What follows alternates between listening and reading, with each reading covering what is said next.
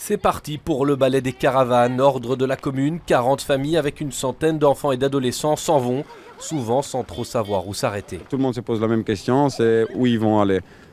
Ils ne savent pas du tout où ils vont. Là, ils vont quitter le terrain, à partir du moment où ils sont sur la route, ils ne savent pas déjà où aller. Pourtant, en 2 mois et demi de stabilité, un semblant d'encadrement s'est mis en place, notamment avec Barbara, l'institutrice bénévole, qui vient ici le mercredi après-midi et le samedi. Ça a d'abord commencé par des activités, donc on a réalisé un grand barbecue ensemble et puis je leur ai proposé de faire des sorties, j'ai essayé de voir un petit peu ce qu'ils aimaient justement pour les pousser à vouloir continuer à apprendre et puis on a fait quelques leçons sous forme de jeux et j'avais aussi acheté du matériel, etc.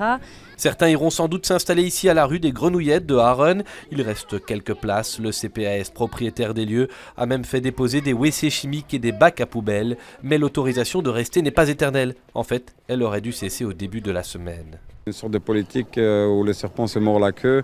Et donc les gens ils sont pris dans l'engrenage. Et justement, c'est ça le problème, c'est que ils arrivent plus là. C'est des habitants de Bruxelles, c'est des Belges, voilà, c'est des habitants des Anderlechtois déjà.